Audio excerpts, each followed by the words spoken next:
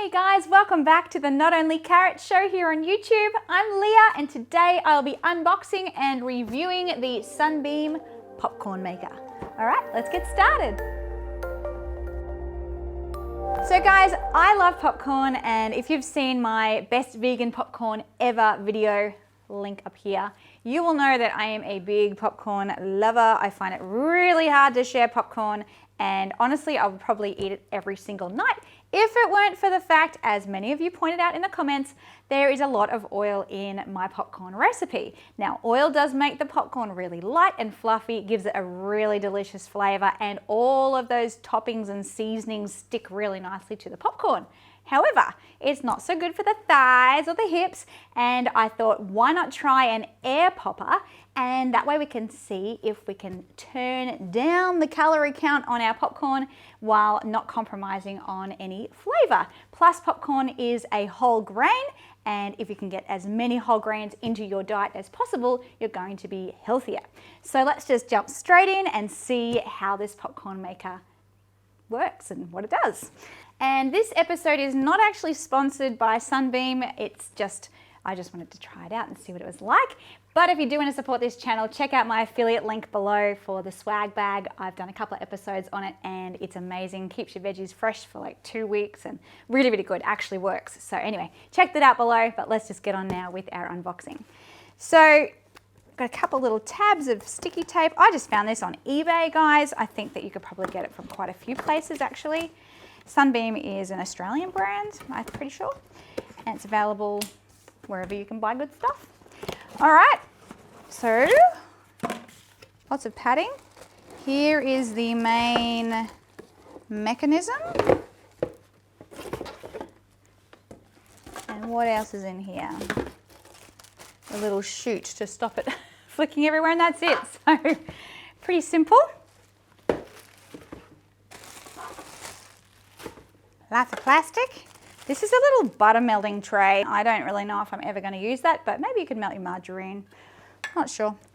All right, so that's pretty much it. So you can see inside it's just empty.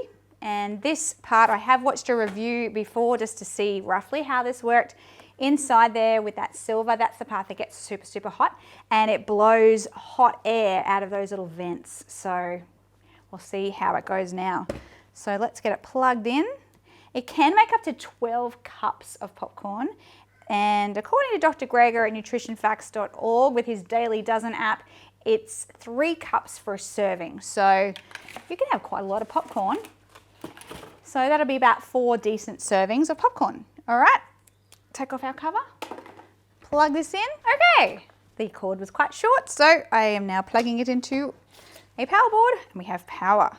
It's just got a little power switch on the side, so nice and easy. I don't think there's anything else to it, just on and off, which I like. All right, I guess that just slips on top. Okay, maybe we should read the manual. User guide. Be very safety conscious. Oh, the butter melting tray, for anyone who's curious, goes there. Don't put your butter into the popping chamber. 2 tablespoons in here. Now, there's a minimum of 1/3 of a cup of popping corn going in, or a max of 1/2 cup. So 1/2 cup's going to give you about 12 cups. So I'm going to go with 1/4 cup and see for 6 cups. I'm hoping 6 cups will fit in here. Otherwise, it'll be a bit of a mess, but we'll see how that goes. This is so exciting. Okie dokie, popcorn in, cover on. Projectile, go about there. All right, turning it on. I think it's going to be really loud. Here we go. Not as loud as I expected. I saw a review of it and it sounded like a jet taking off in the kitchen. Oh, we'll put a timer down below and let you know how it goes. Some of the people had warned that people were finding popcorn was burning and they were really unhappy about it. So I'm really hoping that won't happen, but I do know when you make a stovetop popcorn that often you will have some of those kernels burning and not popping. So I'm expecting some won't pop, but that's okay. And if everything else is popped, there's a few that won't, I'm just going to switch it off so I don't wreck my machine. But That feels really hot, like a hot air, like a hair dryer. They're just spinning around in there. I'll bring it over here so you can see. Just spinning, spinning, spinning. All right. Here we go. I wonder how long it's going to take. Make sure I've got a timer going down the bottom of the screen somewhere. It smells good, really good. It's like a cinema. Oh, it smells really nice. Spinning, spinning, spinning. Well, we can say it definitely turns on, so that's a plus. I can't remember, I think I paid 30 to 40 Australian dollars for the machine. So there's no washing up, which is just awesome. Kids can use it, which is really good. And I heard a pop. I've got 4 popped popcorn pieces. The air is supposed to push it up and over once you've got enough popped in there. So, woo! We get a kernel.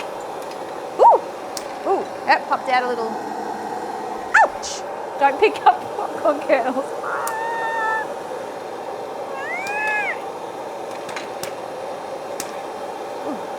It keeps giving me a shock. It's popping up some that aren't popped, which is interesting. But they're not burnt, so that's good.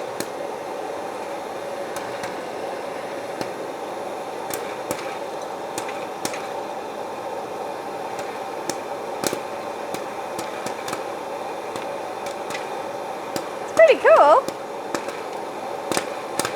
Oh, a bit violent. Ah!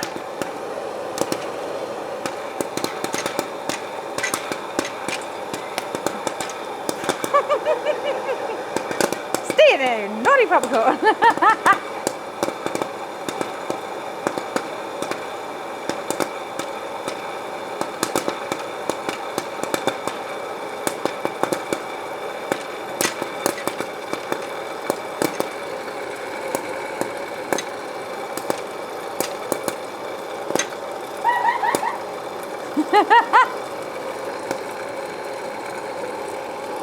Where did that one go?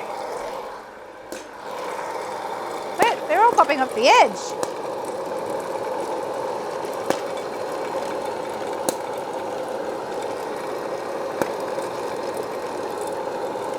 All right, I'm going to call it quits. I think I've got 5 unpopped kernels, but I will say a lot of kernels actually came out.